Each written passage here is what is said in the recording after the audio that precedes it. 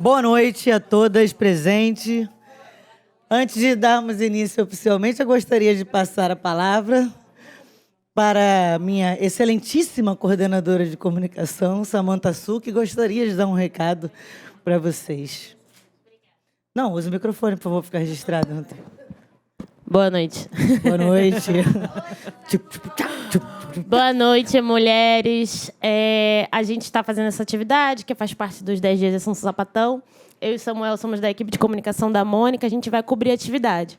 Mas como a gente sabe que é muito importante preservar o uso da imagem das nossas crianças, eu estou aqui com um termo de autorização de uso da imagem bem específico para vocês, tá? Quem se sentir confortável em autorizar, o termo fala que o material pode ser divulgado em rede social aberta como vídeo de cobertura da atividade referente ao dia 20 de agosto de 2025, o lançamento da cartilha Maternidades Lésbicas, sendo vedada seu uso para fins comerciais ou em outras temáticas, bem como a cessão dos vídeos para qualquer outro perfil ou plataforma. Então, é só para vocês também ficarem seguras. Aí, quem autorizar para mim, assina, tira uma foto para ficar com vocês também e me devolve, tá bom? E quem não autorizar, me dá um toque. Fala, olha, minha criança, tá tudo de boa. Sou mãe também, acho super importante. Tá bom? Obrigada. Obrigada, Su. Eu nem te zoei, viu?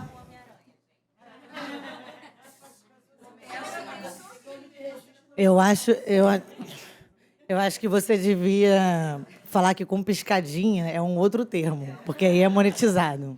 Se enrolar piscadinha. Bom, aí, ó, um monte de herê, é isso que dá. Virou uma bagunça aqui meu roteiro. Boa noite a todas as pessoas presentes novamente. Para dar início aqui ao lançamento da cartilha de maternidades lésbicas na Câmara Municipal, fazendo parte dos nossos 10 dias de Ação Sapatão. Muitos rostinhos aqui já conhecidos de luta, e que bom que a gente está se encontrando novamente. Vou chamar para fazer a composição da mesa e darmos início. Senhora Dai Guzmão, por favor. Assistente social, mestre e doutora em Memória Social, especialista em gênero e diversidade na educação. Ao lado esquerdo. Fundadora da coletiva Resistência Lésbica da Maré e fundadora e coordenadora da Casa da Resistência. Senhora Heloísa Melino. Advogada e feminista, consultora independente em direitos humanos, gênero e decolonialidade. Doutora em teorias jurídicas contemporâneas pela UFRJ e pesquisadora associada à Universidade de Dundee,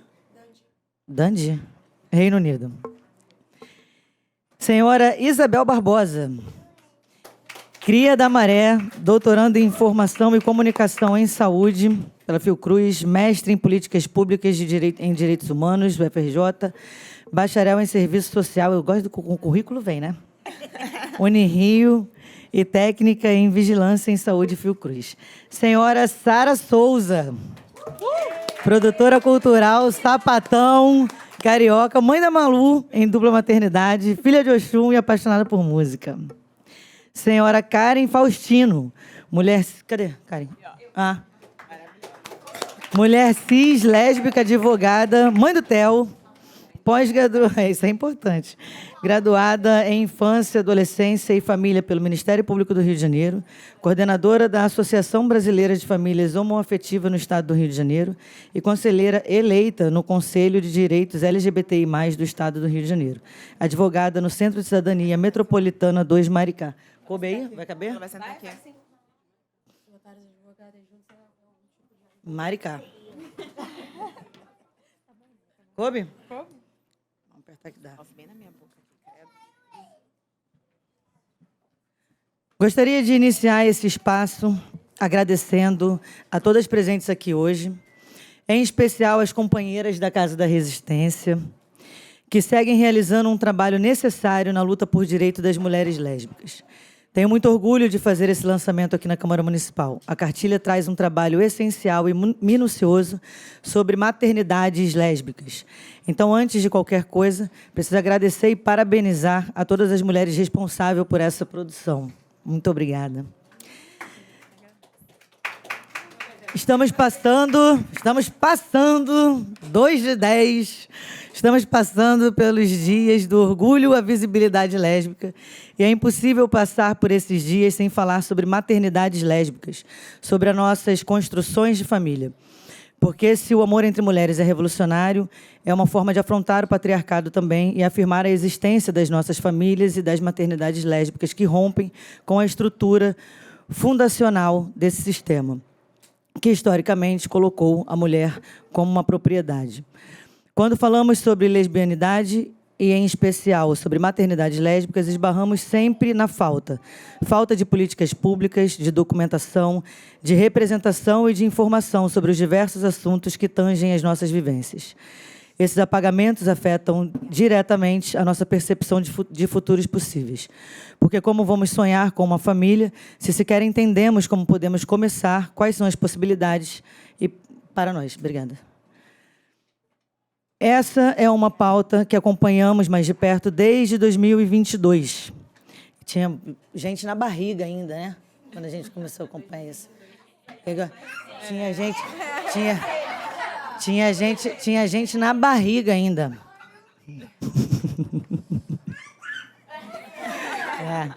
No próximo ano vocês vão estar aqui na mesa, hein? A partir da realização da roda de conversa de mães lésbicas durante o primeiro ano dos 10 dias de Ação Sapatão, que resultou em uma articulação de trocas de experiências e informações entre as participantes. Desde então, aprendemos e seguimos aprendendo muito e tentando contribuir mais com a pauta e as demandas das mães lésbicas. Em 2023, realizamos um debate público de maternidades lésbicas, desafios e acessos de direitos, e em 2023 conseguimos uma reunião com o ministro Gilmar Mendes, no STF, sobre os direitos das famílias homoafetivas. São diversos projetos em pauta, incluindo a DPF 899, proposta pelo PSOL, para a inserção de filiação no lugar de pai e mãe nos registros das crianças. Precisamos falar sobre reconhecimento legal, registros, saúde das mulheres lésbicas, reprodução assistida e sistema público de saúde, das diversas possibilidades de inseminação. Com os seus benefícios e riscos e, acima de tudo, precisamos consolidar de fato que nossas famílias existem, são diversas e plurais. É nosso direito amar quem se quer e quem somos, e ser quem somos. É nosso direito construir uma família com quem desejamos, da forma que desejamos. Orgulhosamente, vou dar início aqui ao nosso debate para ouvir quem interessa de fato, que são as nossas convidadas da mesa. Passar a palavra agora para a senhora Dai Guzmão, que dispõe de 10 minutos. Obrigada, gente. Boa noite. Agradeço as palavras de Mônica, maravilhosa como sempre. Esse material que está aqui, que a gente tão orgulhosamente vai falar hoje, né? Ele foi um material feito a muitas mãos, mas eu gostaria de falar um pouco, com o tempo que eu tenho, da encruzilhada que nos leva até a produção desse material. E uma encruzilhada que desemboca no Complexo da Maré, mas que começa muito também pelas mãos de Mônica. Não sei o quanto que ela tinha ciência disso, assim. Eu olhei para a mão agora para ver. Mas a gente sempre falou sobre maternidades lésbicas na Casa Resistências, na coletiva Resistência Lésbica, mas nunca tomando para a gente e falando disso de um modo central na casa, né? Em 2021, quando Mônica começa a fomentar esse grupo de mães, que fez parte daqueles 10 dias loucos, né? Você chamou a gente. E a gente começa, então, a trazer as pautas da favela. E, para trazer as pautas da favela, a gente começou a mobilizar o nosso grupo lá. Então, assim, a gente começa um primeiro movimento de escutar de modo mais organizado as demandas das mulheres. E aí, de cara, a gente pega 8 casos que estão caminhando na defensoria e 3 deles já estão em vias finais, mais 8 casos de inseminação caseira que começaram de um modo muito feliz e deram muito errado no final, porque os então amigos, né, e depois que doaram o sêmen, depois acharam que iam fazer parte daquela relação das duas lésbicas, ao perceberem que não seriam parte, ao perceberem que aquele casal não se tornaria um trisal com eles, acionaram, então, a justiça para requerer direito de paternidade. Essas mulheres, então, nos procuram desesperadas. A gente aciona, então, o Nudiversas, que tem feito um trabalho importante. E aí, ano passado, a gente vai caminhando com esse grupo de acolhimento. Ano passado, teve uma roda que foi na Casa Resistências. Algumas mulheres aqui, como a Sara, por exemplo, estavam presentes, né? Minhas comadres, Rita e Renata, estavam presentes. Minha afilhada, Joana, estava presente. E nessa roda, ao final, as mulheres disseram: poxa, a gente conversou coisas tão importantes aqui, por que não ter um material onde tudo que a gente conversou esteja compilado? E a gente começa o primeiro gargalo, que é recurso. No Brasil, a gente quase não tem recurso para pauta sapatão, e ainda mais para temas como esse. Então, eu começo agradecendo ao fundo, que deu 12 mil para a gente para fazer tudo que a gente fez. A gente fez praticamente um milagre. E aí, então, das mãos de muitas mulheres, nasce esse material. Eu vou citar rapidamente o nome dessas mulheres e vou seguir com essa fala. Esse material foi construído a muitas mãos. Agradecemos a todas as mulheres que toparam participar dessa empreitada, que foi se mostrando um grande desafio a cada passo. Agradecemos imensamente a disponibilidade de mães, militantes, trabalhadoras de saúde, sapatonas, de todas as mulheres que se disponibilizaram a estar com a gente nesse processo e nessa luta por maternagens dignas e livres. Rita Helena Borré, Renata Vieira, Adriane Neves, Nicole Bless, Eliana Emetério, Sara Souza, Isadora Trajano, Laura Castro, Altamira Simões, Rosana Correia, Roselaine Dias, a vereadora Mônica Benício e a cada uma das 14 mulheres que responderam à nossa pesquisa com carinho e paciência. A todas, nossa gratidão pela parceria e pelo encorajamento. Agradecemos ainda a Leia Carvalho e Malu Aquino pelo apoio nessa caminhada. Elas são da editora Metanoia e fizeram todo o possível para que esse material saísse.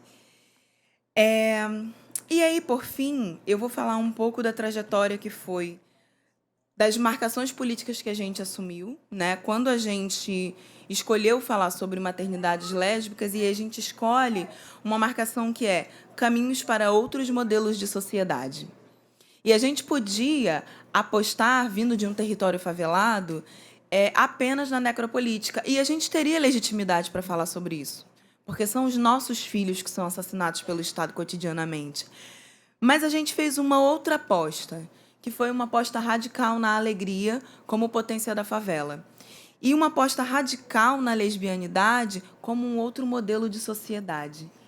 Então, o que será que a lesbianidade e a lesbomaternidade, que é um termo que a gente alcunha nessa cartilha, tem de contribuição para essa sociedade?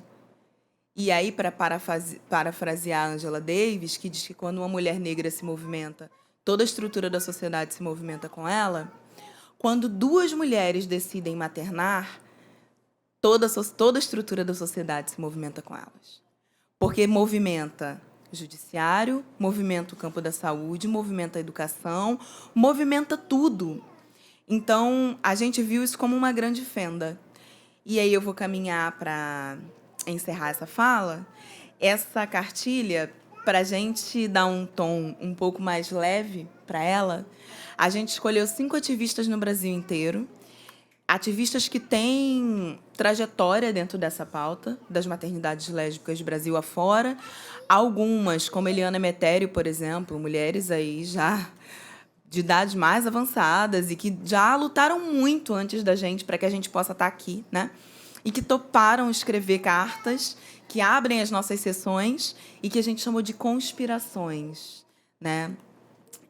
E, por último, como quem vem primeiro conspira e quem chega agora aspira, né? Então, por fim, a Casa Resistências aspira o futuro no final, né? Eu vou encerrar minha fala lendo uma... Eu sei. Eu vou ler uma carta da Roselaine Dias, que é uma mulher negra batuqueira do Rio Grande do Sul, lésbica, mãe, avó, doutoranda na UFSC, na linha de pesquisa África e suas diásporas. E a conspiração lesbofeminista dela diz assim: desde o ato de resistência de tomada do Ferros Bar, em 19 de agosto de 83, em que mulheres cis lésbicas negras e brancas que frequentavam e socializavam suas vivências lésbicas naquele espaço, mantido por homens, impuseram sua existência naquele espaço de sociabilidade e marcaram a sua trajetória de luta do movimento de lésbicas do Brasil, que se organiza de forma militante por meio de ações concretas visibilizadas por maternidade de nossos corpos, nas ruas, nas cidades, nas escolas, nas igrejas, nos terreiros, na vida. De lá para cá, desde a década de 90, constituímos o Seminário Nacional de Lésbicas, o Senalés, como um espaço de diálogo e articulação político-pedagógico para a nossa militância, que em 2014 teve sua última realização específica para lésbicas em Porto Alegre, no Rio Grande do Sul. E é nesse encontro de corpos e desejos e sonhos que articulamos nossas pautas e enfrentamos o sistema cis-heteronormativo que regra a sociedade patriarcal brasileira. A partir desta construção sociocultural de militância, vimos fomentando nossa base de ação para as intervenções nas esferas públicas, sejam em âmbito executivo ou no legislativo, nas instâncias municipais, estaduais e nacionais, para qualificar as formas de atendimento nos serviços públicos de saúde e na condição de acolhimento por parte dos profissionais que estão à frente desses serviços. Essas interposições surgem no país a partir de nossas participações como um corpo coletivo na Conferência de Mulheres, de Saúde, de Direitos Humanos e, mais recentemente, na história da participação social brasileira nas conferências LGBTQIAPNB+, na busca por direitos. Entre esses, o direito à maternidade. Lésbicas são mães desde sempre, seja por condicionante familiar, ao assumirem filhos e filhas de familiares, por assunção de filhos e filhas de suas companheiras, por adoção, ou por arranjos feitos entre casais que concretizam o desejo da maternidade. Nossa luta nas instâncias já citadas se deu para o direito ao acesso à reprodução assistida e ao processo de adoção equivalente às famílias cis-heteronormativas, que hoje é um direito constituído no país, inclusive com o direito ao registro por duas mães em certidão de nascimento. Todas as possibilidades de maternidade citadas são resultados de nossa transgressão ao sistema. Nunca obedecemos às regras do patriarcado estabelecidas. Para o terror da sociedade patriarcal, saímos das portas fechadas de nossas casas matricentradas e expusemos socialmente nossos casamentos, nossas relações, mas, para além disso, mostramos nosso desejo em constituirmos famílias e, dessa forma, também termos filhos e filhas. Este ato revolucionário de duas mulheres ou mais constituírem suas próprias famílias, historicamente, é um marco conspiratório lesbofeminista do século XXI. E aí eu vou ampliar aqui a provocação que a Roselaine faz, como uma mulher que faz uma marcação não monogâmica política há muito tempo. Eu acho que a gente ainda tem que avançar, né, dentro da legislação. A gente tem dentro desse país trisais de mulheres que também estão tendo seus filhos, suas filhas. E eu acho que essa fenda que a gente já abriu para a dupla maternidade, ela precisa continuar se abrindo, né? Então, eu acho que é mais uma transgressão ao patriarcado que a gente vai continuar fazendo e talvez, quem sabe, a gente daqui a pouco não tenha aí vários trisais de mulheres com certidão de nascimento com 3 mães. E assim eu encerro. E assim eu encerro, abrindo polêmica. Assim, ela jogou a granada aqui, ó. Uou! Abrindo... Ah, não. Esquece.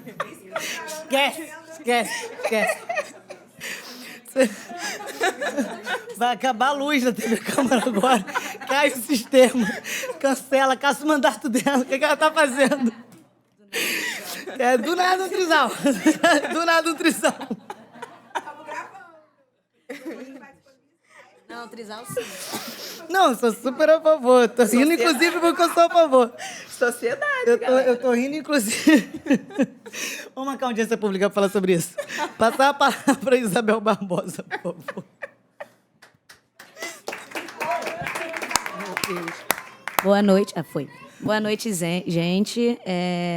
Como você já foi apresentada, né? Eu sou Isabel Barbosa, mas podem me chamar de Bel, sempre falo isso. Queria agradecer a oportunidade, né? Saudar todas aqui presentes e agradecer a oportunidade também aberta por Mônica. A Mônica é super uma parceira nossa, não só por ser favelada, né? Mas lésbica, então ela está sempre presente, está sempre somando. Acho que já trouxe isso muito bem. E também sou muito grata por fazer parte, né, ter feito parte desse processo que é a construção da cartilha. Eu fui uma das pesquisadoras que estiveram mais à frente assim, da pesquisa de campo, né, das buscas. Acho que Dai já falou muito bem, essa cartilha é tecida a muitas mãos. Então, depois passaram por várias revisões, contribuições de textos, enfim. E como eu fui uma das pesquisadoras que estava mais à frente assim, do campo, eu queria explicar um pouco de como é que foi a construção dessa cartilha, né?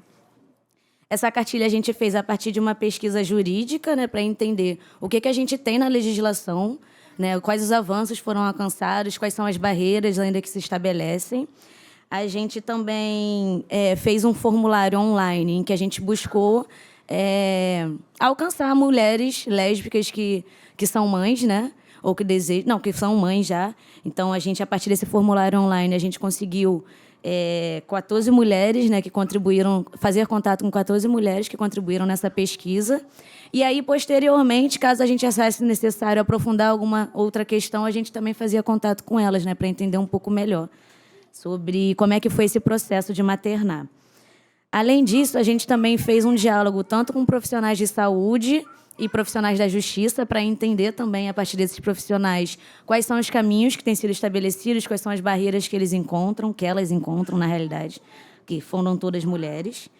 E também a gente, como o Dai também já falou um pouco, a gente convidou referências, né, no debate sobre tanto maternidade lésbicas, mas ativistas também lésbicas, né, de forma geral, que escreveram generosamente textos lindíssimos que vocês vão poder encontrar ao longo da cartilha. E aí, acho que nesse processo eu fiquei mais próxima da parte da pesquisa jurídica, mas também fiz as entrevistas com os profissionais. E é muito interessante pensar que, apesar da gente ter encontrado avanços, são avanços muito recentes, se a gente for pensar juridicamente, né? A gente teve, há pouco tempo atrás, o reconhecimento do casamento entre pessoas, o casamento homoafetivo, né? Há pouco tempo atrás, também, a gente conseguiu que o registro fosse direito dessas mulheres, mas, ainda assim, mesmo com esses avanços, existem muitas barreiras ainda que se estabelecem dentro das instituições, né? Seja burocraticamente, quando a gente for, por exemplo, registrar a criança, a gente não tem na filiação, a palavra filiação tem mãe e pai. Então, quando são duas mulheres, quem é a mãe e quem é o pai? Né? E isso até juridicamente pode comprometer o direito da criança, né? Porque quando a gente vai também tentar o CPF, tem essa barreira novamente. Então, se você conseguiu no registro lá na certidão de nascimento, quando você vai tentar fazer uma identidade, o CPF da criança, eles falam que não é possível, porque na filiação, enfim, não está adequada. Então, tem a burocracia mesmo do próprio Estado que invisibiliza nossas vidas, mas também tem profissionais que, apesar de tá tudo certinho, tá assegurado em lei, eles se negam, né, a garantir esse direito. A gente tem, ao longo da cartilha, vocês vão ver que a gente analisa um pouco das entrevistas, mas a gente também traz trechos das mulheres, né, de trechos dessas entrevistas, do que elas falaram. E aí a gente encontra que alguns casais tiveram que bater em 3 cartórios para conseguir registrar. Porque, mesmo sendo de direito, mesmo tendo comprovação de que foi feito em clínica, por exemplo, que é mais fácil, né, você comprovar quando você faz em clínica, mesmo assim, um profissional se negou. Né? A gente tem relatos também de mulheres que, ao entrar na escola, né, registrar, botar a criança dentro da escola, e tem Dia das Mães, a escola fala que não é para ir uma mãe só, não é para ir as duas, e aí ela tem que colocar o corpo, tem que resistir, né? A gente também ouviu relatos sobre profissionais de saúde que, de alguma forma, desestimulavam essa mulher a tentar registrar com as duas mães. Então, enfim, várias questões, além de que, quando essa mulher, esse casal, tenta fazer inseminação, né, por clínicas, ainda tem a questão da eugenia, né, que a gente viu isso muito forte. Porque é isso, né, são mulheres, mas muitas vezes são negras, são faveladas, né, são questões e marcadores sociais que se interseccionam. Eu vou até ler um trechinho aqui para explicar, acho que demonstra melhor do que eu explicando, né. Tem um relato que é assim. Página 64. No nosso caso, como não tínhamos recursos financeiros para arcar com os métodos de reprodução assistida em clínicas, mas ao mesmo tempo sabíamos que pelos regulamentos era o caminho com maior segurança jurídica, infelizmente, optamos por realizar ovodoação em clínica, que ainda é um caminho sem muitos estudos médicos ou assecuratórios em nossos corpos. Basicamente, cada clínica vai precificar seus óvulos de acordo com a sua cor e traços. Já aconteceu de uma clínica querer pagar bem caro por meus óvulos, por ser uma mulher branca, e querer pagar um valor ridículo pelos óvulos da minha companheira, que é uma mulher negra. Contudo, era ela quem possuía a maior reserva ovariana e é um requisito para usar a ovodoação. Então, assim... Bicha, desculpa. Mó explanação, né? Chocada, porque tá com vergonha. Mas é isso, né? Você não falou assim, tem que ser assim mesmo, eu concordo. Ainda bem que você não falou Tá assim. maluca? Eu nem estaria aqui, nem voltaria pra cá. Mas é isso. E olha que isso é uma questão Eu fiz de propósito. que é a partir da clínica, que pela clínica você consegue comprovar também, né? Que tem uma companheira acompanhando, você consegue comprovar que foi feito, né? Tudo mais. E ainda assim você encontra essas barreiras, que é o racismo. Imagina quando você quer fazer inseminação caseira, né? Que a gente não tem nenhuma segurança jurídica, a gente não tem, inclusive, informações de como fazer de forma segura. E aí essa cartilha vem muito nesse sentido. Por mais que ainda a gente não tenha conquistado juridicamente esse direito, a gente tem que ter direito à informação, né? Até para a gente poder se proteger, a gente poder lutar. Então, é um pouco esse objetivo nosso. Vocês vão ver que a gente organiza uma parte que é mais jurídica, né? O primeiro capítulo é que traz essa pesquisa mais jurídica do que nós temos e os desafios, trazendo sempre profissional também para dialogar. Depois, a gente fala dá informações sobre os métodos de contracepção, o que existe e também como tentar fazer de forma segura, né, caso de acordo com a sua escolha. Trazemos também as experiências das mulheres, né, que é esse capítulo 3, que é a partir dessa pesquisa com as mulheres, né, que são mães. E depois, reivindicações lésbicas, que traz também um pouco da costura de tudo que a gente analisou e viu, mas também as nossas aspirações, enquanto mulheres que não somente estamos trabalhando com isso, mas acreditamos mesmo que a maternidade lésbica é uma forma, é um caminho para outro modelo de sociedade, né? Você pensar uma família que são duas mães que estão criando, e uma das ativistas falava isso, né? Que potência que é de criar um outro tipo de ser humano, né? De uma educação que, de fato, não seja opressora, de um ser humano, mesmo sendo homem ou sendo mulher, enfim, que possa viver a sua sexualidade, que possa viver a sua forma de ser, né? Sem nenhuma barreira.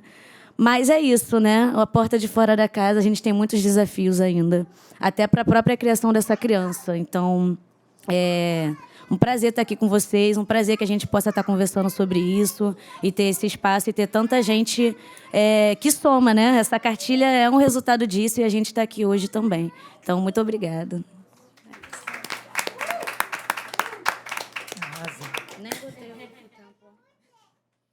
Passar a palavra agora à senhora Heloísa Melino. Botaram mais tempo para você aqui. Você tem 25 minutos. Vai no seu tempo. Que eu fiquei com algumas funções. Agora todo mundo pega em papel e caneta. Pegou as funções mais densas. Me pediram para entrar em alguns pormenores da pesquisa, né? Então a gente foi... a gente acabou fazendo essa divisão desigual de tempo, mas vai fazer sentido, espero. Bom, primeiro de tudo, agradecer, né, pelo convite para a gente estar aqui, agradecer pela oportunidade de abrir a casa, né, para a gente conversar sobre essa cartilha e sobre esse tema, né. Então, a Mônica, a Ana, todo mundo que faz parte da equipe. E também saudar todo mundo que está aqui presente, né? Eu sou a Heloísa Melino, não sabia que ia ter a apresentação com todas as formações assim no início, então peço desculpa. Mas assim, também tem um orgulho, né? Além de ser um orgulho de ser lésbica, também tem um orgulho de ter essas formações, de ter esses trabalhos. Mas eu acho que, acima de tudo, um orgulho muito grande de fazer parte de um movimento social, de ser ativista e hoje atuar numa casa que leva, como a Dayana falou, e a gente nem combinou, não sabia que ela ia falar disso, que leva a luta por direitos humanos como uma luta também pela alegria, né? E também leva a alegria como uma potência das nossas lutas, né? Eu aprendi a ser ativista dentro de um movimento feminista aqui na cidade do Rio de Janeiro, que sempre levou o lúdico para as ruas, né? E o próprio movimento LGBT sempre levou o lúdico para as ruas. Não é à toa que as marchas LGBTs, elas têm carro de som, elas têm música, elas têm DJ, elas têm pessoas fantasiadas, né? Tem muito riso, tem muita alegria. E a gente ouve com frequência, né, e às vezes até infelizmente, de pessoas que sentam do nosso lado, que se dizem aliadas dos movimentos feministas e LGBTs, que a gente não está lutando certo, né, que a gente não leva as agendas sociais a sério. A gente ouve até que nós somos pessoas que estão dividindo o movimento ou que nós estamos levando agendas secundárias, né? Só que essas pessoas, elas esquecem que nós mulheres e nós pessoas LGBTs, né, e como hoje a gente está aqui falando sobre visibilidade lésbica no mês da visibilidade lésbica, então vou focar na gente, né, então que nós mulheres lésbicas passamos grande parte dos nossos anos lúdicos, né, que são essa infância, né, desde a primeira infância, enfim, mas infâncias maiores e a nossa adolescência, a gente passa esses anos lúdicos ou sem saber quem nós éramos, né, ou sem saber por quem nós poderíamos nos apaixonar e até sendo alvo de chacota, de perseguição, de xingamento e por todo tipo de violência, né, física, sexual, moral, justamente por nós sermos quem somos, né? Então, os mais conservadores podem nos dar licença, porque a gente vai, sim, passar a continuar lutando e levando a nossa alegria como forma de luta, né? Então, assim, a alegria como potência, né? E por que eu estou dando essa volta? Eu também gosto de contar historinha, assim, porque essa cartilha, como a Dayana falou, ela veio de um momento de socialização. Ela veio de uma roda de conversa. E tinha até uma menininha de menos de 2 anos, eu acho. A Joana, na época, era pequenininha. Vulgo Jojoca. Tocando terror, brincando com um caminhãozinho. Gente, é casa de acolhimento sapatão, né? Temos bonecas, mas temos mais tratores, caminhão, carro. Então, ela estava brincando com um caminhão, tocando terror. E a gente estava falando sobre família, né? E família são essas duas coisas para nós mulheres lésbicas, né? O primeiro, ambiente que a gente sofre violência e, em segundo lugar, a instituição que o Estado sempre nos negou. Então, assim, a gente, de fato, tem uma decisão do Supremo Tribunal Federal, do STF, né? Desde 2011, dizendo que as uniões entre pessoas do mesmo sexo são equiparáveis às uniões entre homem e mulher, e até nos permitindo, olha que ousadia, nos permitindo casar, né?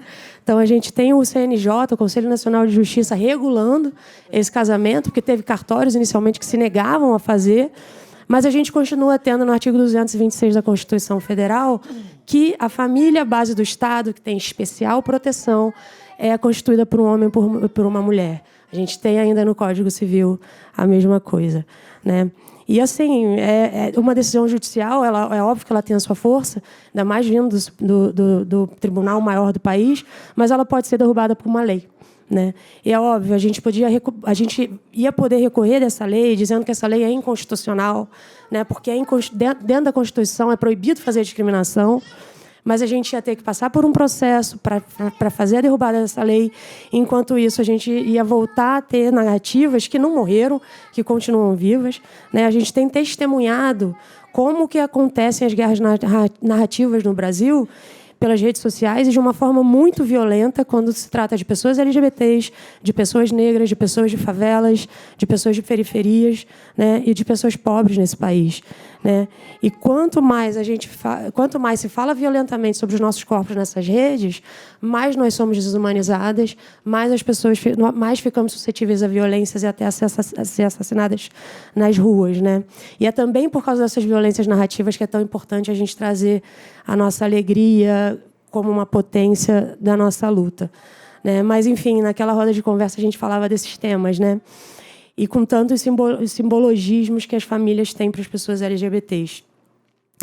E a gente falava de maternidade. E a gente sabe que no Brasil o aborto é proibido, né? A não ser em 3 exceções.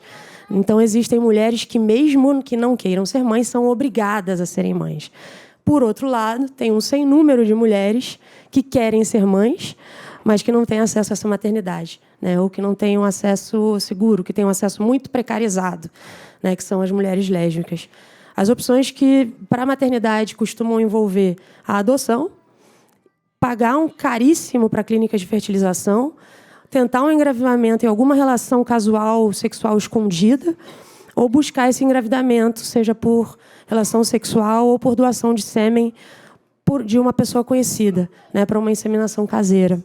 E essas situações, elas tanto podem ser, né, importante a gente não esquecer das maternidades solos também, né? Também essas situações podem ser por mulheres lésbicas solos, que queiram ser mães solos, ou por casais. Mas elas têm riscos, né? E é disso, mais ou menos, que a gente vai falar um pouquinho. E aí eu acho que por isso que eu recebi um pouquinho mais de tempo. Eu tinha pedido para a gente colocar a nossa cartilha no painel, porque ela é muito bonita, assim. E como a Day e a Bel falaram, assim, a gente está tratando de temas e a Casa Resistência sempre teve... A primeira pesquisa que a Casa Resistência fez foi sobre os modos de sociabilidade das mulheres lésbicas na Maré, assim. Então, onde os sapatões iam para se encontrar, para ter aqueles encontros que fossem sociáveis, né? Onde que eu encontro outras pessoas que são iguais a mim ou parecidas comigo. Então, uma casa que sempre buscou trazer esse lado, né? Então, é uma cartilha que ela traz muitas ilustrações autorais que foram feitas para a cartilha, né?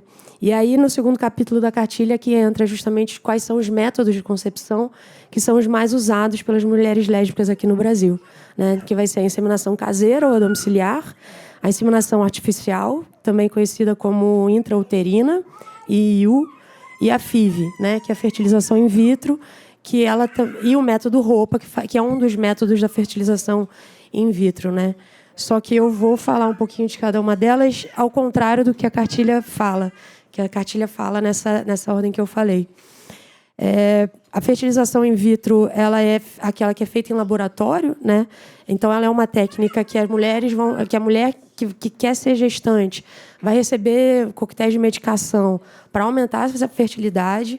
Depois vão ser colhidos os óvulos dela e vão ser fertilizados no laboratório, mantidos alguns dias numa incubadora, e depois eles podem ser implantados no útero dessa mesma mulher ou podem ser implantados no útero de alguma outra mulher, de sua companheira, no caso, né? E aí esse é o método ROPA, ROPA, recepção de óvulos de parceira. A FIV ela é regulamentada pelo CFM, pelo Conselho Federal de Medicina, embora o método ROPA não seja mencionado, né? Para variar, nós estamos aí em mais uma lacuna normativa. É um método caro, que ele custa de 15 a 30 mil reais cada ciclo, sendo que não é garantido que nem no primeiro e nem em 10 ciclos haja, de fato, a formação de um feto, né? E a documentação, o registro pode ser feito com a documentação da clínica, inclusive com a dupla maternidade, desde 2023, por um provimento também do Conselho Nacional de Justiça. A inseminação artificial intrauterina, ela também é feita em clínica, só que ela é feita em menos etapas, né? Então, existe também os coquetéis de medicação, mas não tem a parte da coleta do óvulo, não tem a parte da coleta da fertilização em laboratório, da incubação artificial, né? Então, o sêmen da pessoa que é doadora, e eu falo pessoa doadora, que é bom a gente lembrar que não são só homens cis, né, que produzem espermatozoides. Então, esse sêmen ele é inserido diretamente no útero da gestante, né, da mulher que está disposta a gestar durante o período fértil dela. Esse método é um pouco mais barato, não é bastante mais barato, ele vai ser entre 3 a 10 mil reais por cada ciclo, né, mas também é totalmente regulamentado pelo CFM. Não sei se vocês estão notando um padrão. Tudo que envolver práticas que casais heterossexuais possam usar E grana para médico está 100% regulamentado pelo CFM. Serve para sapatão? Serve, não estamos mencionadas, né, em nenhuma dessas regulamentações.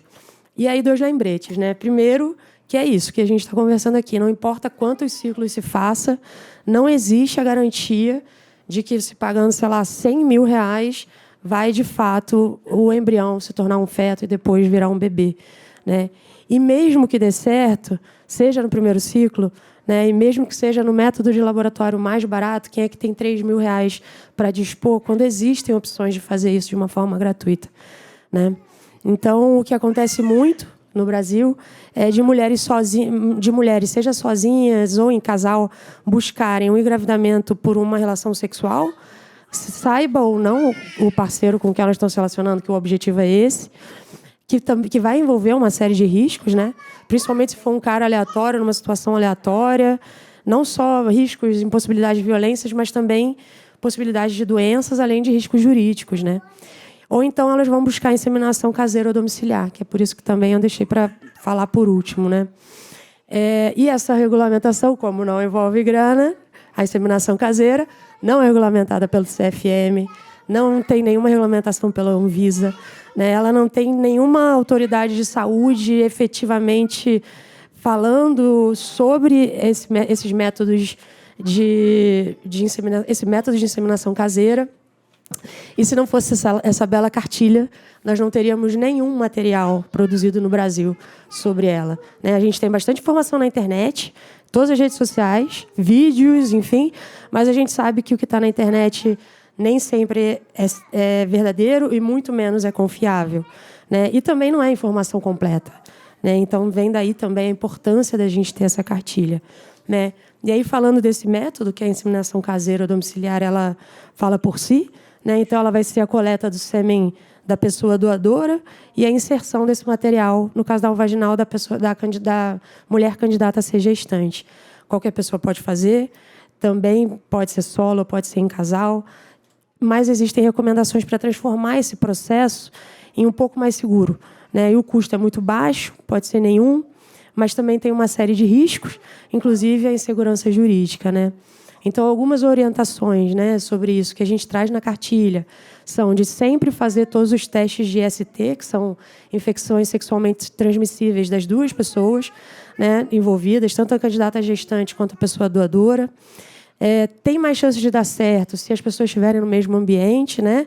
Então, quanto menos tempo o sêmen ficar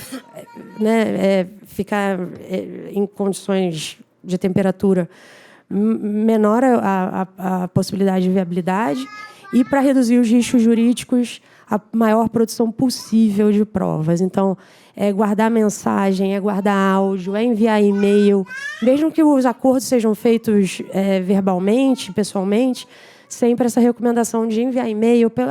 Então, vou te mandar um e-mail para a gente confirmar, você confirma o recebimento, e fazer um contratinho com a pessoa, né, que tem um nome, né? A gente colocou até um modelo desse contrato na nossa cartilha, está no anexo, que é um termo de doação de material genético livre e esclarecido para fins de inseminação caseira ou domiciliar, né? Então, assim, e fazer isso com todos os dados, assinando e levando para reconhecimento de cartório, pedindo para a testemunha assinar, né? Porque mesmo assim, mesmo tendo todas essas comprovações, isso não quer dizer, isso não dá 100% da garantia da impossibilidade de reconhecimento de paternidade, né? Mas, assim, a gente sabe que o direito é para manter a norma, né? Para manter a ordem, né? E a ordem é patrimonialista, a ordem é patriarcalista, né? Então, o máximo de prova que a gente possa produzir, pelo menos vai dar possibilidade de brigar na justiça, né, por algo que foi acordado, que foi combinado antecipadamente, né? Eu, a Day, a Carla, a Débora, né? Karen, desculpa. Enfim, algumas de nós, a Sabrina, a gente estava há 15 dias atrás na 4ª Conferência Estadual LGBT, e foram 4 debates assim, intensos sobre políticas públicas. Dentro dessa conferência, a gente teve também o Encontro Estadual de Lésbicas, né? E esse tema da dupla maternidade, ou da dupla parentalidade, né, foi muito tratado. na conferência, né? E algumas das reivindicações que surgiram, né, que foram mais repetidas, foram que a gente saia dos vazios normativos, né? Ou seja, que as nossas existências, as nossas maternidades, elas sejam explicitamente reconhecidas, que nós estejamos na letra da lei e na letra das regulamentações, seja do CFM, seja de quem for. E o que é muito importante, né, que haja bancos de material genético, ou seja, de óvulos e espermatozoides no SUS, e que o procedimento de inseminação ou até de seja fertilização in vitro ou de outra forma, seja bancado pelo Estado, né, seja gratuito. Né? Então, porque a gente precisa ter segurança jurídica, né, e porque a gente precisa ter o direito à maternidade com saúde sexual e com saúde reprodutiva. Né? Então, assim, a gente colocou aí o link da nossa cartilha. Baixem a nossa cartilha, espalhem a palavra. Vamos seguir nessa luta aí, porque eu acho que é só falando, lutando, repetindo muito isso o tempo todo que a gente vai conquistar esses e outros direitos para as mulheres lésbicas do país. Assim. E obrigada, galera, pela troca. Estamos aí. Elô ficou com a parte mais difícil da parada. Mas foi didática, foi didática. Tentei Tirou falar onda, tirou devagar. onda. Tirou onda. Explicou tudo e ainda sobrou tempo. Então, Pois quer que eu fale mais, eu Aprove- falo. Aproveitando que a Elô deixou tempo, deixa eu só contar uma Vai na coisa que eu tua. acho que é importante dentro desse processo que a Elô fala, que é dessas escolhas aleatórias para engravidar de pessoas desconhecidas, né?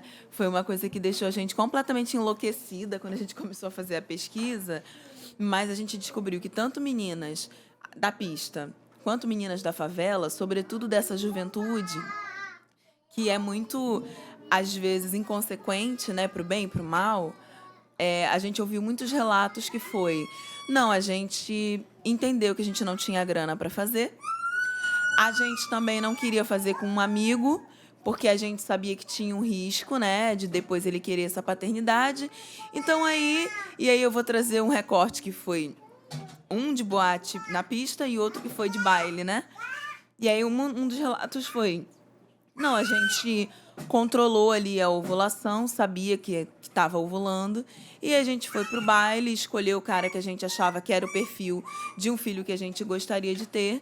E foi um sexo aleatório de uma pessoa que a gente não sabia nem o nome, num baile que é um baile considerado, assim, que tem muito gringo, muita gente de fora, e elas escolheram uma pessoa que sabiam que provavelmente nunca ia ver na vida. Bom, isso envolve vários riscos, né?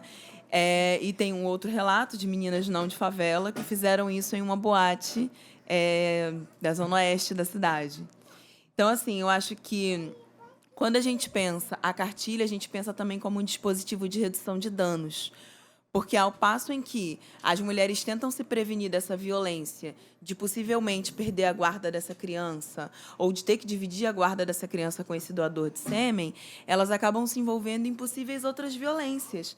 Que você não sabe se essa pessoa tem alguma doença, se ela tem alguma questão séria de saúde, você não sabe absolutamente nada sobre essa pessoa. E também nada impede que nas encruzilhadas da vida e nas voltas que a vida dá, essa criança também encontre com esse doador de sêmen, com esse genitor no futuro por aí, em uma condição que sabe-se lá como, né?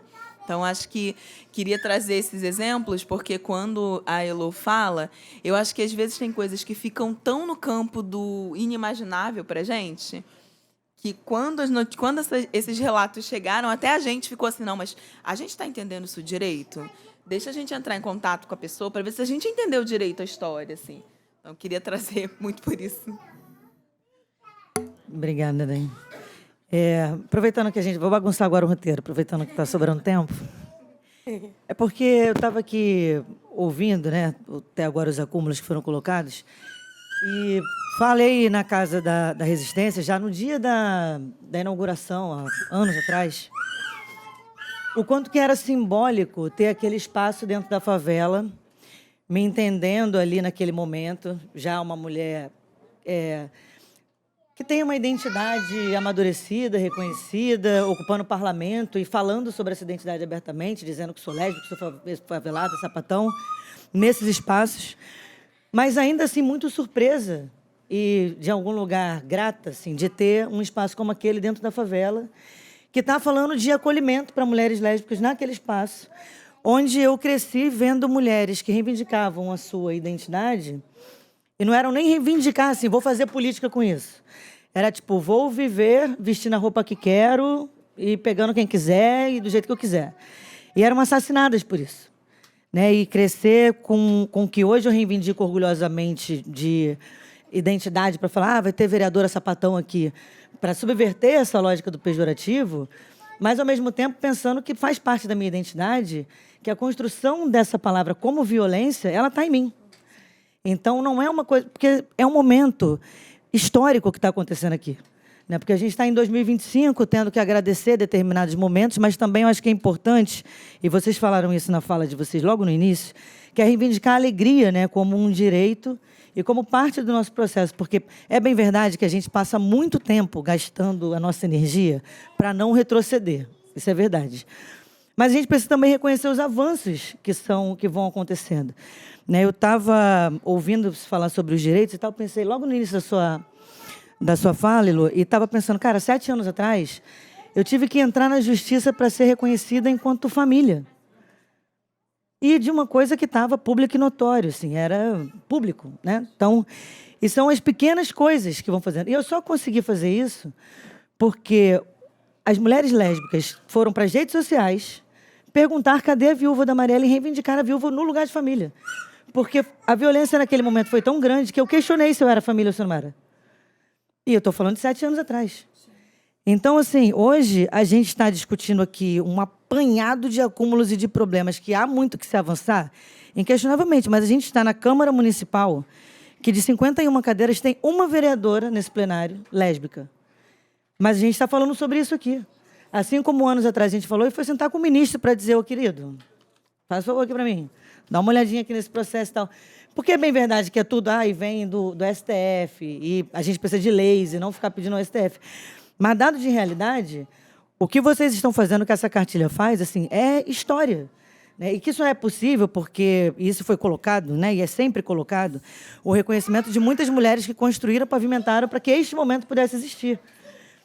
Mas ele está existindo, então, assim, para que os futuros, né, não sejam tão dolorosos. Mas eu estou fazendo essa fala para agradecer, porque eu fiquei pensando do tamanho do momento histórico que a gente está fazendo aqui. Porque essa casa é muito conservadora, muito conservadora. Então, é quase um sacrilégio para essa casa essa mesa está acontecendo. E que bom que a gente está fazendo, porque a gente não está pedindo licença para passar, a gente está passando, arrombando as portas, abrindo as fendas. Então, muito obrigada por esse momento. Vou passar a palavra a Karen Faustino.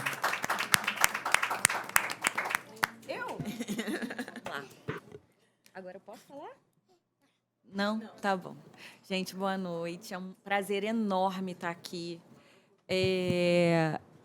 Quando eu ganhei essa cartilha na conferência, eu fiquei super emocionada, porque a inseminação caseira, ela me atravessa há muitos anos atrás. Então dá pra... E, assim, estar aqui, nessa mesa, diante de tantas mulheres que são... Potência, eu acho que é pouco. Porque a gente já rompeu a barreira do som. Não é nem isso, sabe? É uma honra... Então, fica aqui no meu colo. Tá bom, então. E... A lesboparentalidade, a maternidade lésbica é um assunto que me atravessa muito, né? Meu filho é de dupla maternidade. E eu dizia que eu vivia dentro de uma bolha antes dele. Então, assim, depois que o Theo veio, eu vi que eu tinha tanta informação, eu tinha acesso à informação. E eu estava colocando no mundo um ser humano que estava sujeito a sofrer vários tipos de violência por ter 2 mães. E aí eu questionei o que eu posso fazer.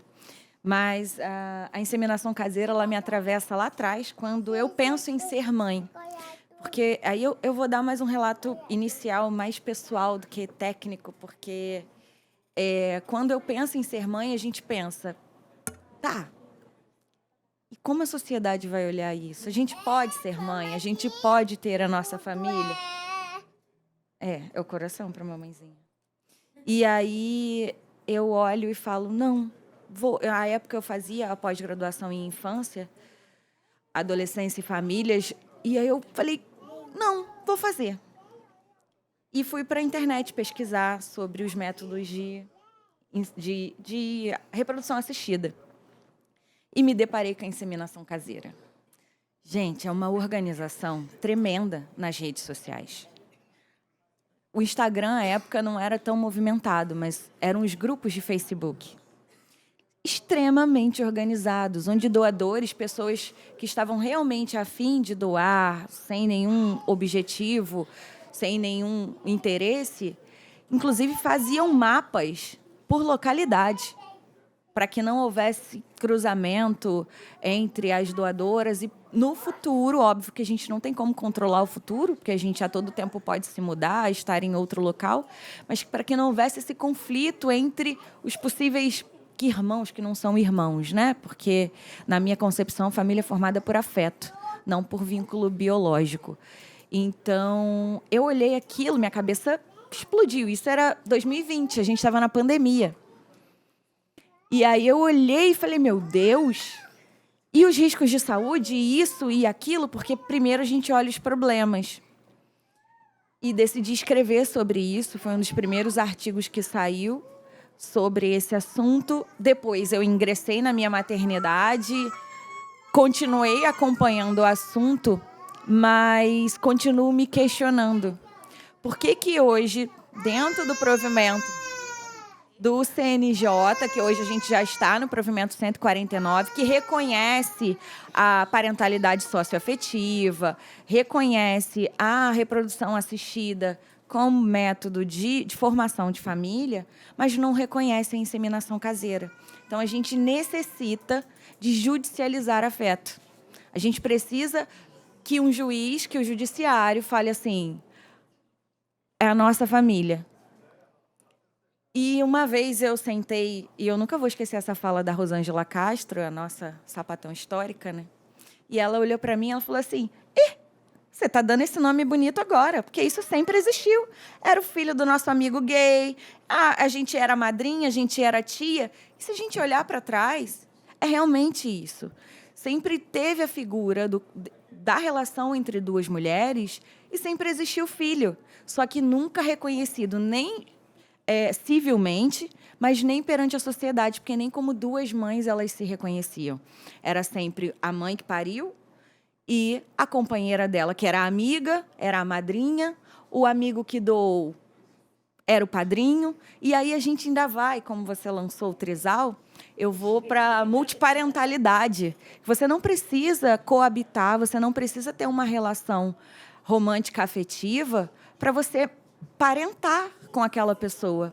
E essas formações e constituições familiares, elas existem há muito tempo. Só que a sociedade não reconhece, a sociedade não fala, a sociedade invisibiliza, como tudo em relação a nós.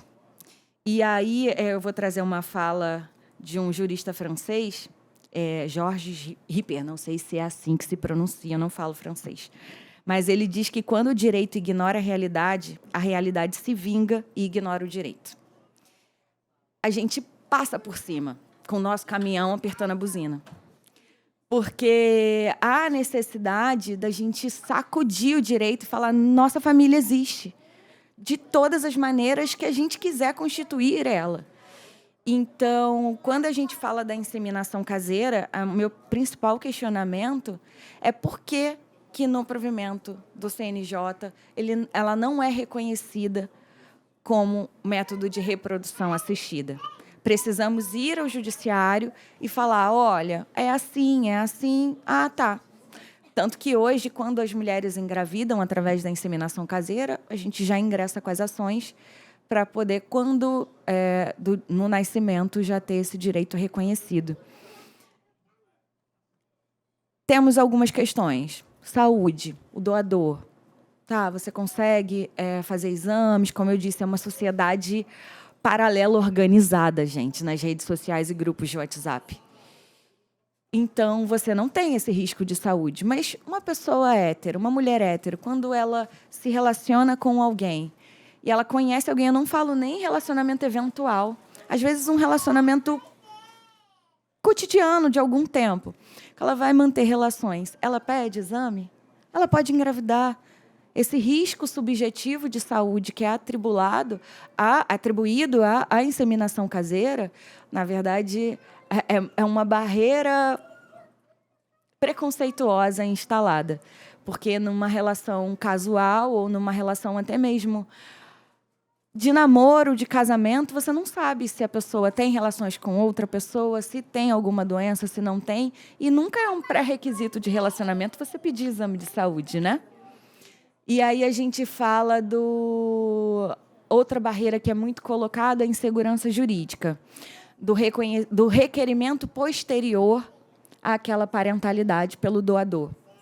A partir do momento que a pessoa se predispõe a doar, e aí eu falo de uma guerra muito grande entre biologismo e afeto.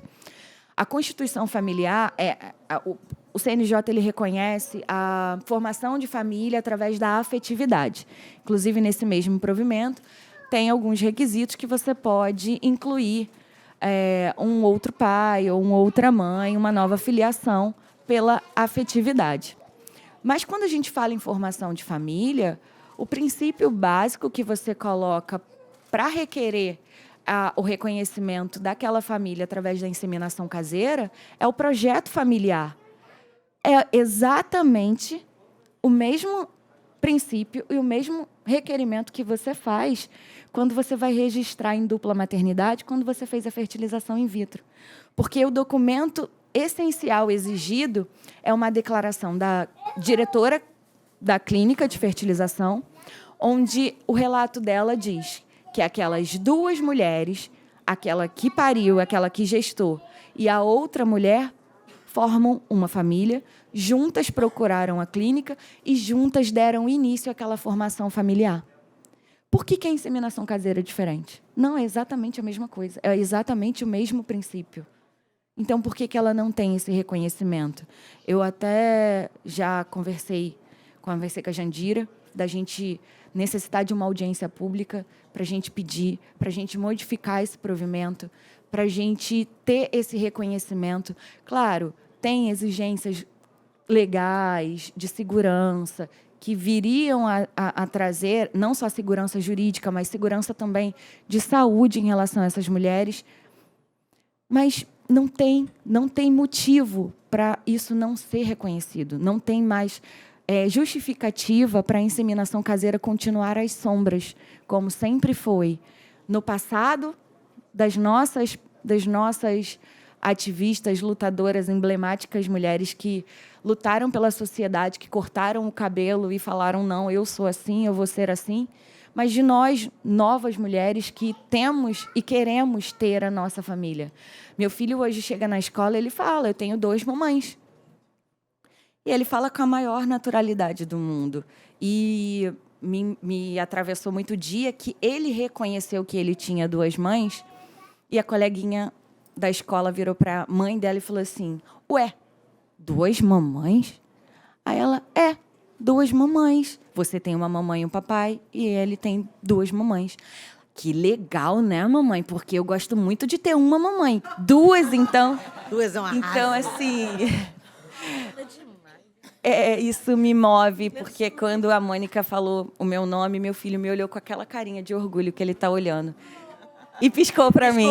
Piscou. Então, assim...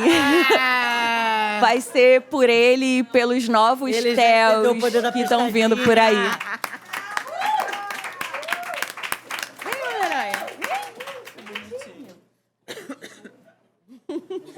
Ele já entendeu o poder da piscadinha, hein? Já entendeu.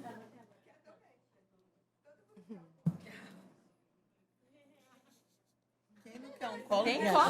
Agora bombou. Quer vir?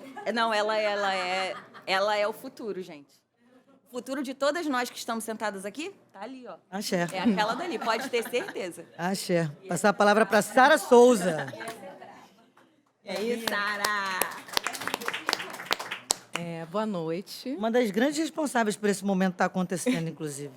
Eu ia começar falando isso, que é uma felicidade, uma honra. Eu estou muito emocionada de estar aqui, porque Acho que tudo isso começou no dia 24 de agosto de 2022, uma data que eu não vou esquecer.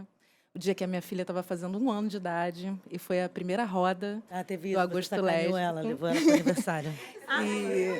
Teve isso? Teve essa zoação. Cadê ela pra falar Também nisso? teve. Também. Ela não pôde estar aqui porque ela está numa fase. Minha- Se ela tivesse minha aqui, ativista- eu não estaria Pô, aqui. minha ativista mirim, cadê ela? Agenda pessoal, não. Vou reclamar formalmente. Vou reclamar Pois é. formalmente. E assim, eu já me sinto parceira do mandato. Eu acho que eu estou nesse lugar muito por vocês e parceira da Casa de Resistência também. Fiquei muito emocionada de saber que eu estava nessa primeira data do Agosto Lésbico, no primeiro papo, no aniversário da minha filha de 1 ano, que foi um marco, assim, tá naquele dia, naquele lugar, começando essa história de luta e de reflexão e de mudança, muita mudança de lá para cá.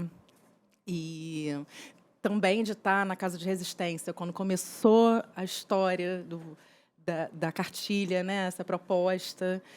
E acho que eu estou aqui, não estou como profissional, não estou como acadêmica, mas estou para falar do meu melhor papel na vida, que é ser mãe da Malu em dupla maternidade. Eu queria começar essa fala com uma cena, que é na maternidade, eu usei um roupão igual a outra mãe da Malu, e eu ficava no quarto o tempo inteiro com o mesmo roupão que ela usava. E aí, na porta do quarto, tinha uma placa com a filiação, né? Fulana e ciclana, e todos os dados da criança. Mas toda vez que alguém entrava no quarto, era a mesma pergunta: quem é a mãe?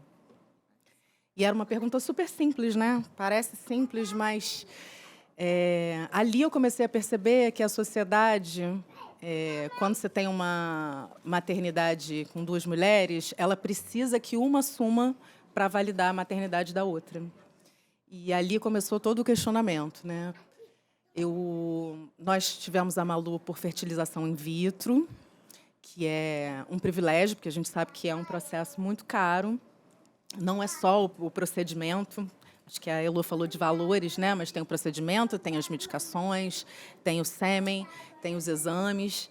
E a gente teve esse privilégio na época, porque a outra mãe da minha filha, isso aconteceu na pandemia, ela era fisioterapeuta respiratória, e aí ela conseguiu trabalhar muito na pandemia, enquanto eu, produtora cultural, estava desempregada, né?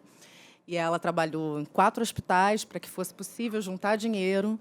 E o processo todo foi um processo muito difícil. 5 anos atrás, né, quando a gente começou a pensar nessa possibilidade de maternar, a gente não tinha acesso a nenhuma informação, né? Tinha rede social, mas você não tem acesso a nada. Então, começou essa busca, essa pesquisa de como vai ser feito, qual caminho que a gente vai levar. E aí batemos em muita porta do SUS, de hospitais e de clínicas de fertilização. E aí, por conta dessa possibilidade de juntar essa grana pela pandemia, a gente conseguiu fazer a fertilização. E ali na clínica começa esse processo de dificuldades, né? A gente começou fazendo o processo roupa, que é o óvulo de uma, no útero da outra. E aí a clínica, toda semana, era a mesma pergunta. Mas é o óvulo dela, não sei, errava o nome, me chamava pelo nome dela o tempo inteiro. E aí ali eu falei, vai dar ruim, vai ser difícil o processo. Mas aí o processo aconteceu, e a Malu nasceu, e começaram essas buscas, né, das outras mães a entrar em contato com a gente para perguntar de como foi o processo, de valores, aonde faz, o que faz. E aí começou uma busca enorme e a gente decidiu criar uma página numa rede social falando sobre esses processos para informar essas pessoas, porque aí era mais fácil. Recebia 2, 3 perguntas e mandava o link, né, de uma postagem, tipo, aonde eu procuro, quanto custa, e a gente começou a fazer assim. E aí foi isso. 1 ano depois, teve o convite da Mônica para participar da primeira roda de conversa, e aí depois o convite da Casa de Resistência. Então, assim, esse momento aqui, a criação dessa cartilha, eu passo um filme na minha cabeça, né, de 5 anos atrás, a gente sem informação nenhuma, sem saber por onde começar, quem procurar. E aí toda essa reflexão e todo esse processo e vira um documento informativo tão importante, tão bonito e tão potente, né? Acho que isso é extremamente importante e é importante falar também da alegria dessa criação e desse avanço todo, mas lembrar que a gente tem muita luta ainda, né? A gente falou de várias lutas, de vários processos. É isso. Eu sou uma mãe não gestante. Eu não tenho o nome da minha filha no CPF. Hoje em dia eu sou divorciada. E a gente pouco fala disso, né? A maioria dos casais que vem nesse amor, nossa família, como é lindo o nosso amor. E aí, hoje em dia eu sou uma mãe não gestante, divorciada, que praticamente tem uma maternidade solo, né? Porque quando a gente se separa, você compartilha os dias com uma outra mãe. No seu período você está sozinho. E aí eu vejo muitas dificuldades nesses caminhos de documentação, né? Porque eu consigo colocar o nome da minha filha no passaporte, mas eu não tenho o nome da minha filha no CPF. Aí tem a carteira nacional hoje em dia de identidade. Eu não consegui colocar meu nome na carteira. E aí eu começo a ter uma série de problemas, né, de burocráticos por conta disso. Então, por exemplo, tenho medo de fazer uma viagem internacional com ela e ter problema com isso, né? E, enfim, eu acho que parir em dupla maternidade no Brasil é uma ruptura, é um ato político. Eu acho que a gente tem muito caminho pela frente, mas a gente tem muito que comemorar. Estou muito feliz e muito emocionada de estar aqui num momento histórico. Queria agradecer a vocês por isso. E não vou falar muito, mas eu queria deixar uma chamada aqui. Falar que a gente quer política, a gente quer reconhecimento e, acima de tudo, a gente quer justiça, para que a gente possa ter a nossa maternidade com dignidade e até que todas essas conquistas sejam suficientes para uma mãe lésbica ter a sua maternidade reconhecida e com dignidade, que sigamos nessa luta juntas.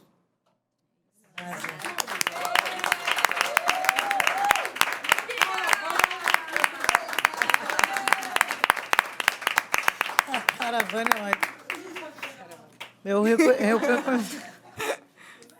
Não, daqui a alguns anos a gente vai estar, poucos anos, você senta aqui na mesa para fazer o debate, a gente vai falando assim, lembra quando a gente precisava fazer uma cartilha para falar sobre isso? Que absurdo! Ó, tá contigo, hein? Também. Fica jogando todo o trabalho para cá não, com essa tua cara aí não, fofinha não. Vou passar agora para a gente fazer as intervenções. Quem pega a inscrição? Vamos, gente, o tema tem um monte de coisa para falar, um monte de coisa para perguntar. Então, vamos abrir para intervenções de falas. Quem quiser só também compartilhar, fica à vontade. A gente está cheio de tempo ainda, não tá? Não tá? Não sei, eu perdi a primeira parte. Então, quem quiser falar, fala, se inscreve. Agora é isso aqui. Eu, hein? Tem ou não tem? Ó.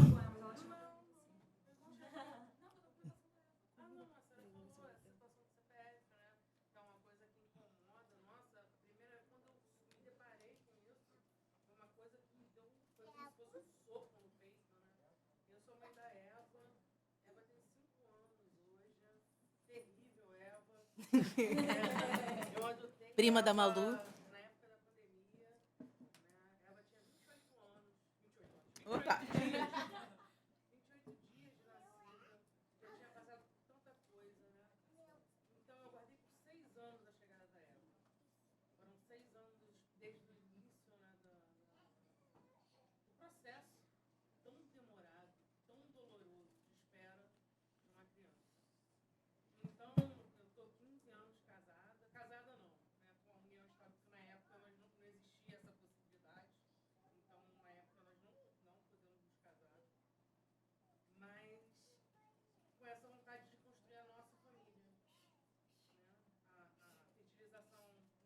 Não era uma coisa viável, né? Então, iniciamos com o processo da adoção.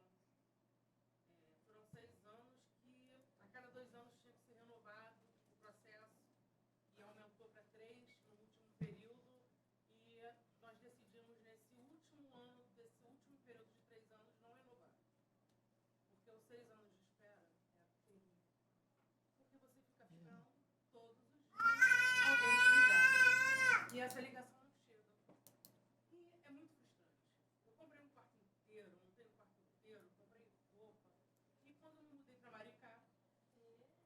Maricá é meu país.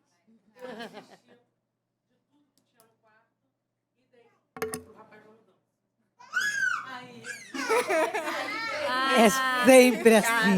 Não. Em 2017 mudei e 2020, iniciando a pandemia, em 13 de março, que foi dado o fechamento de tudo. Eu trabalhei em aeroporto, não fui dispensada porque eu não tinha filho menor, não tinha comorbidade, não tinha mais de 60 anos e fiquei à frente do aeroporto Santos Dumont. Março fechou. Dia 27 de maio, me ligam que tinha uma menina de 27 dias negada por outros 2 casais por conta da pandemia e se a gente estaria disposta a adotar. E claro, imagina, eu tinha saído do trabalho às 7 horas da manhã, estava dormindo na casa da minha mãe, André em Maricá, eu estava me mudando para cá porque eu não queria levar a pandemia para minha casa, eu estava morando trancada no quarto da minha mãe, sem ter contato com ela, porque ela já tinha mais de 50 alguns anos. E eu não queria matar minha mãe, porque eu tinha que trabalhar, e eu não queria levar a doença para casa, porque minha esposa estava com a minha sogra, já com quase 80 anos, e eu estava isolada da minha família. Então, chegou a Eva, né? Aí começaram outras dificuldades. O processo de adoção, os erros judiciários, né? No meio do processo, que ela já tinha, a mãe biológica dela já tinha perdido a guarda para o Estado e citaram a mãe para saber, o Ministério Público citou, para perguntar se ela tinha certeza que ela não gostaria mais de ser mãe. E aí eu entrei, imagina, tem um leão. Vocês estão loucos? O que vocês estão fazendo? E eles me pediram desculpa e falaram que errado. Tive dificuldade com a licença maternidade, a minha empresa, apesar de ser federal, tem diferença de maternidade biológica. E eu tive que entrar no INSS na época da pandemia. Nem gosto de falar. Defesa da alegria. É porque era um momento tão feliz que se tornou algo terrível. Porque na época da pandemia eu tinha que receber pelo INSS. E pelo INSS ninguém recebia naquele período. E eu, supervisora do aeroporto, de maior movimento do Rio, não recebi pagamento durante 4 meses. E eu estava com uma criança, sem salário e sem previsão de ter. Foi muito difícil. Foram 2 anos para conseguir a adoção dela. Ela tem um conhecimento da história dela.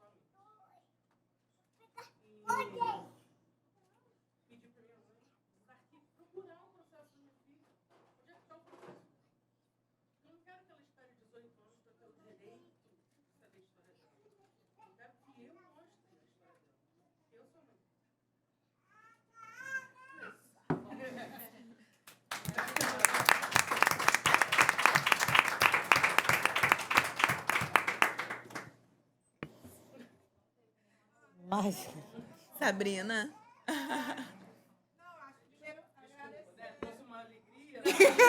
dado de realidade. É.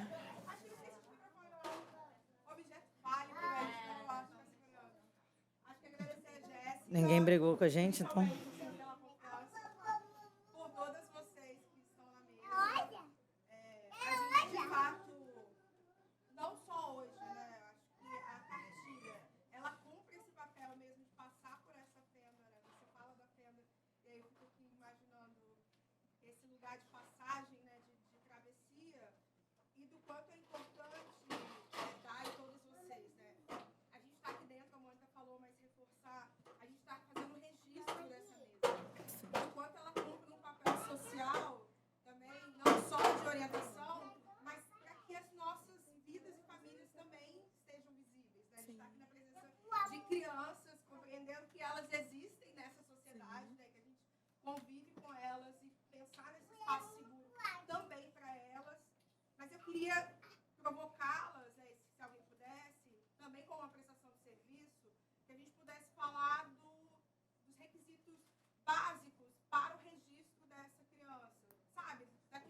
Do beabá, do encaminhamento básico. Por que eu estou dizendo isso e provocando isso?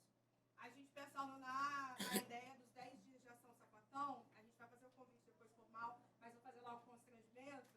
A gente está pensando na construção de uma barraca na semana que vem, na Cinelândia, para a gente tirar dúvidas relacionadas à dupla maternidade. A gente sabe que a gente vai estar ali, né, como assim, provocando essa sociedade, colocando o debate na rua, e aí hoje a gente falava disso, né? Pode ser que a gente não consiga atender nenhuma pessoa que venha com questionamento sobre, mas a nossa presença e provocar isso também já vai demarcar ali um posicionamento e ter vocês, se puderem, se possível, né, com a gente também para prestar esse encaminhamento. Então, são duas coisas. Primeiro, de dizer aqui por conta do registro, mas também ficar o convite para colar com a gente na barraca na semana que vem. Ó, o constrangimento já tinha rolado quando eu cheguei, gostaria de dizer. Rolou uma encruzilhada ali na porta. Não foi solicitação da vereadora que a taquigrafia deixe registrada. E a gente topou já. Fala, amor. Senão daqui a pouco vira assédio. Assediando as convidadas. Não foi a vereadora que assediou ninguém.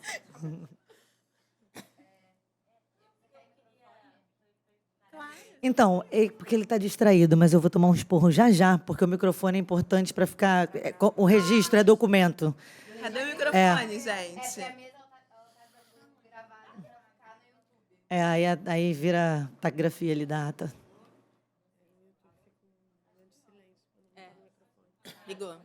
Agora Aí, agora. primeiro, obrigada. Assim, a gente já sabe que essa cartilha vem sendo feita há bastante tempo. A gente estava com aqueles bem pequenininhos, mas a Anick quis muito participar, preencher de alguma forma. E o que uma coisa que me chama atenção, assim, não só da necessidade de ter essa cartilha, né, e de falar dessa pauta, é a falta desse lugar, às vezes, nos grandes movimentos LGBT. E aí eu acho que, assim, quando a gente afirma um lugar de uma cartilha que é específica para mulheres lésbicas, a gente reivindica um lugar que, às vezes, a gente não tem espaço dentro do movimento LGBT como um todo. Então, a gente vem vendo isso e, assim, sofrendo isso absurdamente, depois de ser mãe deles. Porque, enquanto a nossa presença antes, como mulheres lésbicas não mães, era aceita para falar de pautas que eles dão um espaço para a gente falar, quando a gente passa a ser mãe, a gente é excluída desse espaço.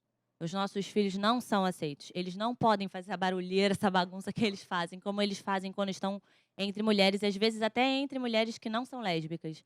Então, assim, esse lugar é um lugar que a gente também, essa presença de vocês lá na conferência, enfim, a Anick também fez questão de ir, justamente para levantar essa questão de que as nossas famílias, né, depois que se constituem, elas continuam precisando estar presentes. E, para a gente estar presente, nossos filhos têm que estar presentes.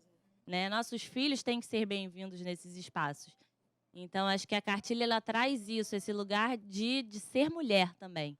E de ser mulher mãe, que é um lugar que tira a gente de tudo quanto é possibilidade enfim, de reivindicação, de ocupação, enfim.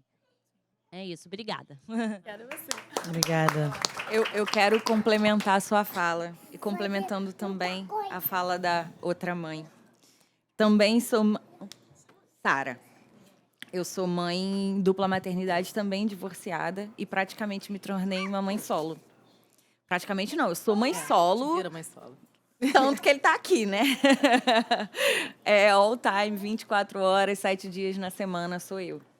E quando ela fala, eu faço parte do movimento LGBT, eu tô nas programações, só que eu sou muito cobrada. Por que eu deixo de estar? Por que eu tô sumida? Por que eu não apareci? Mas meu filho descobriu uma alergia ao ovo agora. Mas ele passou os últimos 6 meses com todas as viroses mais malucas possíveis que vocês possam imaginar.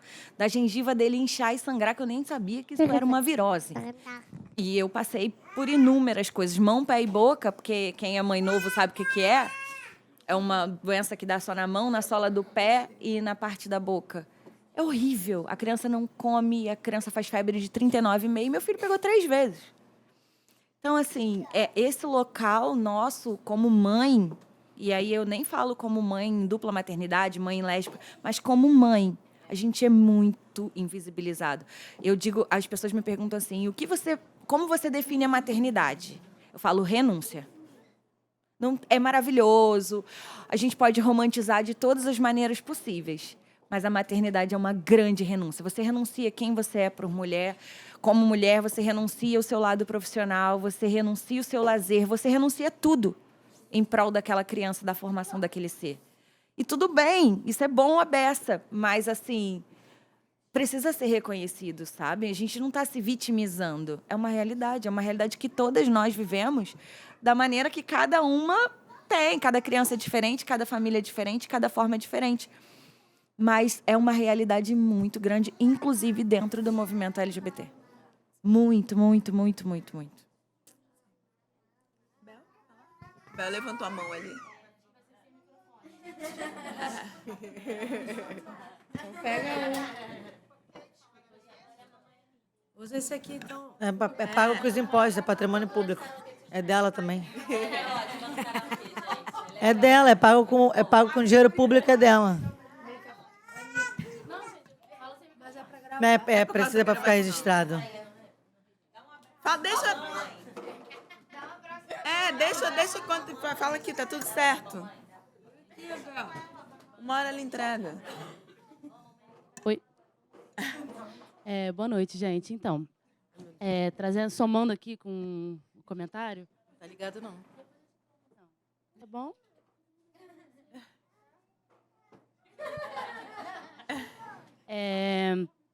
Trazendo um pouco da nossa experiência, que como eu falei ali na cartilha, no meu relato, foi a ovodoação. Eu sei que são muito altos os valores, mas o que vem acontecendo dentro das clínicas é que eles não querem mais o nosso dinheiro, gente. Nós, mulheres lésbicas na clínica, somos as pessoas férteis. As pessoas com óvulos, eles querem os nossos óvulos, eles querem o nosso corpo. Eles ofertam que você doe seus óvulos ao invés de pagar dinheiro. E aí, como não tem nada regulamentado pelos velhos brancos do CRFM, o que acontece é isso. Cada clínica vai botar um valor bem ridículo pelos óvulos, comparado que custa uma amostra de sêmen, né? Mas trazendo o nosso exemplo, por exemplo, aqui uma amostra nacional de sêmen é 6 mil. Lá na nossa clínica, 3 óvulos eram 2.800. Só que para tirar o óvulo, você passa um mês tomando um monte de injeção, anestesia geral, você é toda furada, várias consequências acontecem. E a Isabelle passou isso por 2 vezes, foram 27 óvulos. Eles queriam mais. Nossa. Mas por muita coisa que aconteceu ali, a gente conseguiu contornar ali, depois de muita briga, para que não acontecesse uma terceira doação.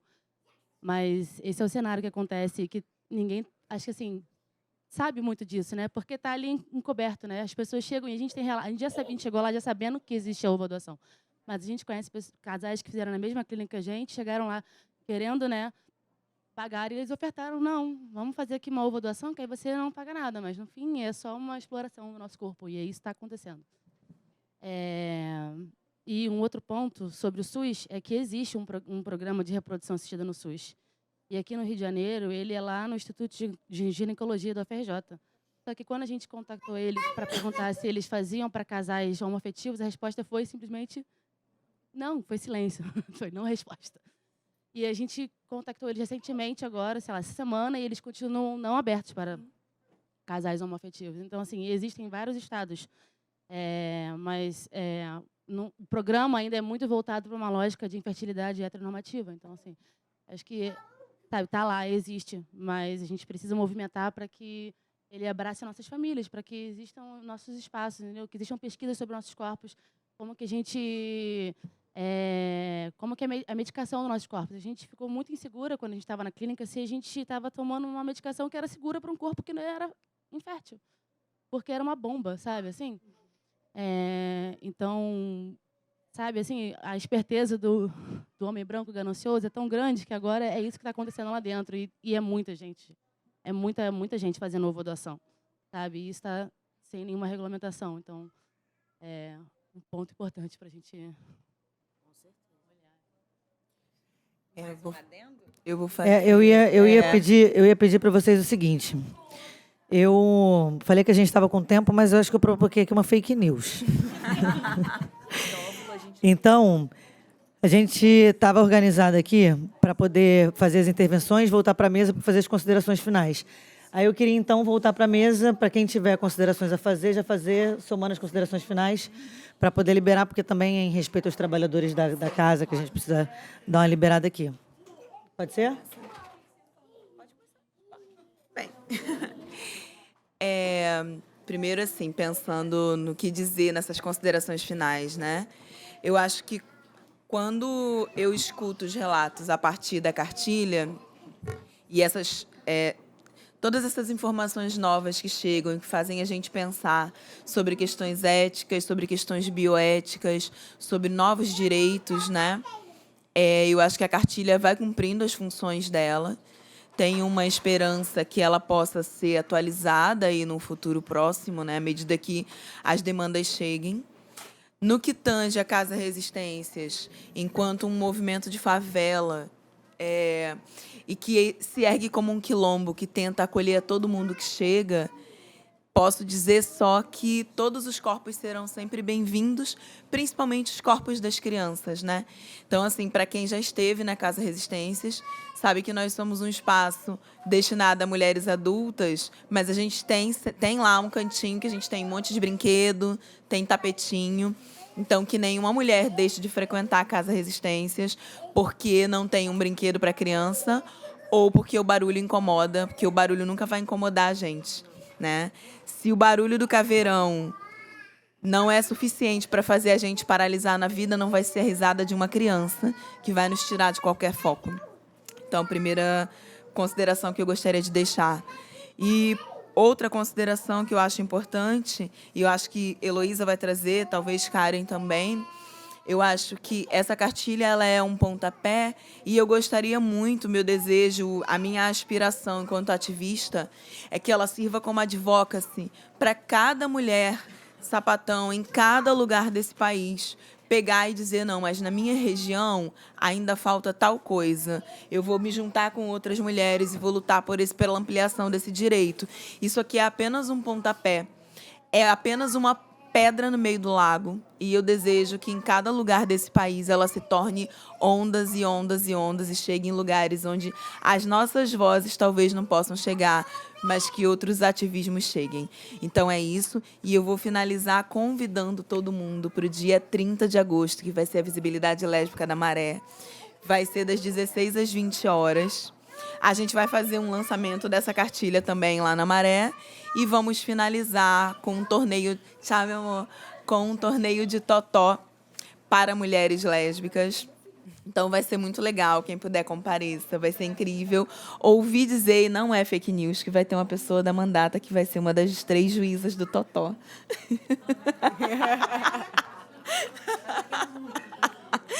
É isso, gente. Essas são as minhas considerações. Obrigada por hoje. Dai. Quem mais da mesa? Fazer só um adendo também. É curioso, assim, né? A gente fala... Eu vou deixar para a Karen responder sobre o que precisa, o que a Sabrina perguntou. O meu tema na graduação foi sobre o reconhecimento das uniões entre pessoas do mesmo sexo, porque eu tenho 41 anos, a minha graduação terminei em 2009. Mas o STF ainda não tinha decidido. Mas o mestrado e doutorado foi sobre... como a gente conhece, sobre epistemologia, né? A partir do que a gente constrói o direito.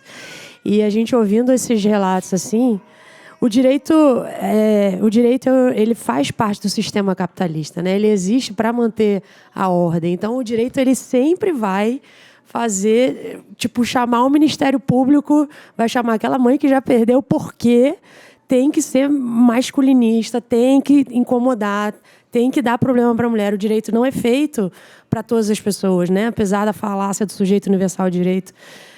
A gente sabe que o sujeito universal de direito é homem, é branco, é cisgênero, é heterossexual. No Brasil é cristão e é proprietário, né? Então, assim, E aí, quando a gente conversa sobre esses temas, eu fico... E aí as minhas pesquisas foram pautando isso, né? De que a gente não pode mudar o direito do jeito que está, só pela inserção. A gente precisa, na verdade, destruir. Se o direito é uma torre de marfim, a gente precisa destruir essa torre de marfim e reconstruir com as identidades que, de fato, formam o Brasil, né? Ou, enfim, a descolonização do direito, né? Mas, quando a gente faz essas conversas, eu vejo que é isso. A gente botou realmente uma pontinha muito pequena do iceberg. E aí, por exemplo, a gente não trouxe tanta questão sobre a adoção, né? Tipo, todas as narrativas sobre adoção são as mesmas. Está cheio de criança abandonada pelo Estado e nos orfanatos, quando não estão vivendo em situação de rua, muitas vezes sozinha. Quando tem algum casal querendo adotar, passa por esses processos. 6 anos foi até pouco, às vezes é muito mais, né? Não que 6 anos sejam pouco, né? Enfim, mas são processos dolorosos e lentos, né? E, da mesma forma, mulheres que querem abortar não conseguem, que querem ser mães não conseguem, crianças que querem família não conseguem, famílias que querem criança não conseguem.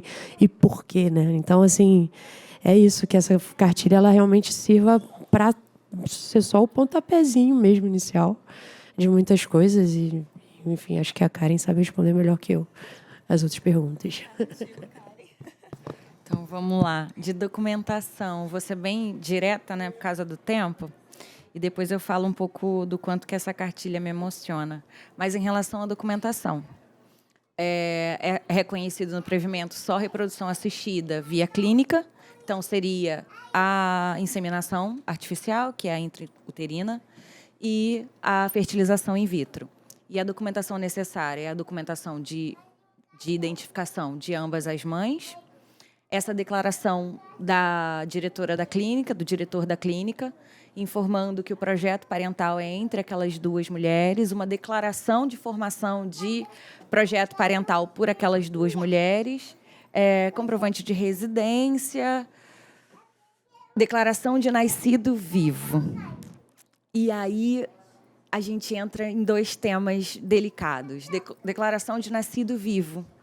Quando eu parei meu filho em julho de 2022, já tinha sido emitido pelo Ministério da Saúde uma nova declaração, no formuláriozinho amarelo, que constava parturiente e responsável legal. Eu tinha esse conhecimento. Mas o hospital que meu filho nasceu era um hospital particular que tinha sido inaugurado tinha 20 dias. Meu filho foi a 8ª criança a nascer nesse hospital, na Baixada Fluminense. E o hospital me veio com a declaração de nascido vivo, mãe e pai. Eu risquei o nome, pai, botei o nome da minha ex-esposa. E o diretor do hospital, todo cheio de medo, veio falar, porque eu era advogada e ela também. Então, causava um pouco de medo na direção clínica do hospital. E aí ele falou para mim, olha, eu não tenho como, mas você vai conseguir registrar, fica tranquila. Você tem o resto da documentação. Falei, ok, mas é direito meu? Aí ele, não, falei, liga para a Secretaria de Saúde, porque existe um novo formulário. Ele, não, falei, tudo bem, eu ligo para o Ministério Público. Ele, não. Eu fiquei 2 dias internada, porque foi cesárea. E só na minha alta veio o diretor com aquela cara como se ele tivesse feito um grande favor para mim, com a declaração de nascido vivo, constando parturiente e responsável legal e o nome das duas mães. Para a mãe que não gesta, você ter o reconhecimento da sua maternidade não tem preço. E nós fomos, acho que, o primeiro casal de mulheres do Estado a conseguirem aquela declaração de nascida vivo. Então, outro ponto é que não há necessidade de você comprovar que você é casado ou mantém união estável. Assim como em relações heteroafetivas. Quando vai registrar uma criança, você não precisa ter comprovante de certidão de casamento nem de união estável. Mas a maioria dos cartórios exigem essa certidão, ou de casamento ou de união estável, para que aquela dupla maternidade aconteça. Então, assim, não tem previsão legal, é só uma questão preconceituosa, como a sociedade impõe que nós não tenhamos os nossos direitos reconhecidos. E eu te falo não só de periferia, eu falo de um cartório que existe dentro de uma maternidade famosíssima na Barra da Tijuca, onde tem relatos de várias mulheres que falam, não, eu precisei casar, ou eu precisei fazer a união estável. Eu fiz a minha união estável 1 mês antes do meu filho nascer, porque eu não sabia como que ia ficar a minha situação no parto, porque minha gravidez era de alto risco, eu realmente quase morri no parto. E eu achei melhor fazer a união estável para que não tivesse nenhum imbróglio no reconhecimento da dupla maternidade dele. Então, a gente ainda tem muito, muito, muito que avançar. E eu falo nem em locais de periferia ou favela, que a situação é muito pior de invisibilidade de direitos, mas em toda a sociedade, pelo machismo, pelo patriarcado estrutural que a gente habita. Então, assim, o direito reconhece, mas, em contrapartida, a gente ainda encontra muitas barreiras perante a sociedade. Acho que eu consegui te responder. Eu queria falar o quanto que essa cartilha me emociona, gente. Olha, ver isso assim... Eu fiquei andando na conferência o tempo todo com isso na mão. Porque eu falava, gente, eu não acredito que eu estou vendo isso no papel. Muito obrigada por isso. Dá muito orgulho. Comemorar as vitórias. Ouvi dizer que na conferência a cartilha dela teve até segurança. Ficou. Tá até com o nome aqui, ó. Se tu der mole, filha. Tá com o nome aqui. Rapidinho. Olha, eu trouxe, acho que 5 exemplares. Eu dei na mão de alguém da mandata aí. Vamos lá, gente. Olha a hora antes que eu seja chamada a atenção aqui. Vamos. Vou falar rapidinho, até por causa da hora. Acho que eu queria agradecer, né, a oportunidade. Assim, para mim é muito emocionante estar aqui. De fato, assim, participando de um momento histórico com pessoas que são minhas referências, né? E outras que eu estou conhecendo que estão se tornando também minhas referências. É muito potente para mim. Eu sempre tive vontade, né, de maternar, mas exatamente por conta dessas barreiras eu nem pensava nessa possibilidade. E hoje eu vejo as crianças assim, eu estou até sonhando com isso, né? Quem sabe? Enfim, mas é muito caminho, né? Eles ficam adolescentes. Tem essa parte. Enfim, queria celebrar mesmo a potência desse encontro. E o nosso desejo é que essa cartilha, de fato, seja uma ferramenta de luta, né, de fortalecimento de mulheres, que a gente possa ver que a gente não está sozinha, né? Em outros lugares do país, que a gente possa se articular também diante de um Estado que ainda hoje insiste em nos invisibilizar, né? Então, a partir da defesa da alegria e da organização da raiva, a gente segue aí nesse caminho. Muito obrigada. Arrasou. E aí, fundadora? Tá brava. Eu queria só me colocar super disponível para todas vocês, para que vocês precisarem para contribuir o mínimo que seja, mas dizer que eu estou aí. E dizer que quando o Estado falha, é na coletividade que a gente se sustenta. Perfeito. Então, que sigamos juntas. Axé. Gente, eu vou também começar de trás para frente falando da emoção desse momento, não só de ver a cartilha, porque em 2022 a gente começou a fazer o planejamento do que seria os 10 dias de ação, né, das atividades. E aí a gente começou a pensar em temas que seriam interessantes para preencher os dias.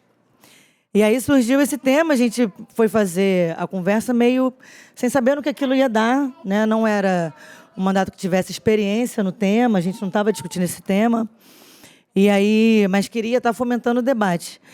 E é muito emocionante mesmo, acho que não tem outra palavra, de chegar aqui em 2025 e agora a gente vê essa cartilha, o desdobramento das redes que vão sendo criadas através dessa coletividade. Acho que essa área é muito cirúrgica quando diz, né, o Estado falha, a gente se sustenta na coletividade, inclusive para avançar. Não foi a política institucional que deu qualquer direito para as mulheres lésbicas, as mulheres em geral.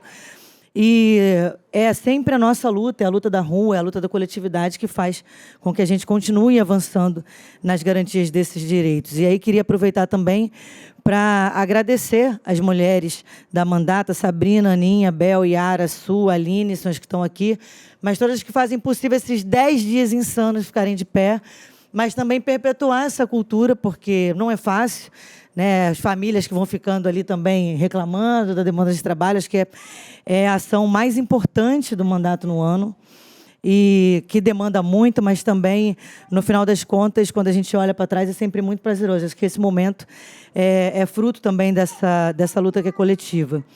E, no âmbito do município, há muito pouco o que fazer com esse tema, a gente sabe disso. Mas o fato da gente estar aqui conseguindo debater sobre isso é fundamental, inclusive, para a gente entender quais são as lacunas e quais são as redes que a gente pode fazer. Né? A Jandira foi mencionada, que é uma parceira política. Na outra edição, a gente conseguiu, junto com a Talíria, pedir a reunião com o ministro. Então, são relações que a gente pode ir fazendo, mas, a partir do momento que a gente fomenta o debate e vai vendo onde estão os gargalos, a gente consegue mapear aí quais são as nossas possibilidades. Isso é muito importante por si só nessa política. E aí agradecer também o relato da Jéssica, da Sara, que estavam ali naquela primeira edição. E aí eu estava aqui olhando, tipo, a Nick, a Isabela, e aí eu fiquei pensando, da primeira vez que eu vi elas dentro do gabinete, e o barrigão, e eu fiquei olhando e falei assim, gente, essa criança está... O barrigão está aí correndo, pegando o microfone, jogando o microfone no chão. Olha só que coisa maravilhosa. E isso enfim, eu acho que por si só é algo que, de fato, é muito emocionante.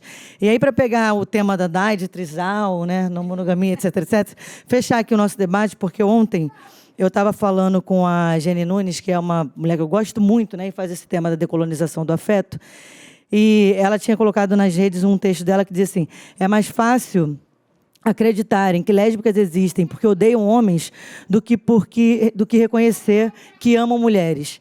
Né? E a gente diz muito que o amor entre mulheres é revolucionário. Quando uma sapatão diz isso, parece que está num sentido romântico, e não é.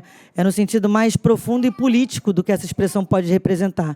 Porque ela subverte essa lógica do patriarcado que nos quer no lugar de rivais, de adversárias, e nessa competitividade, né? E estar em momentos como esse, ver avanços como esse, resultados como essa mesa hoje, que sirva de inspiração e de ânimo aí para seguirmos nisso, mas é, sobretudo, fazer com que essa frase que o amor entre mulheres é revolucionário se concretize.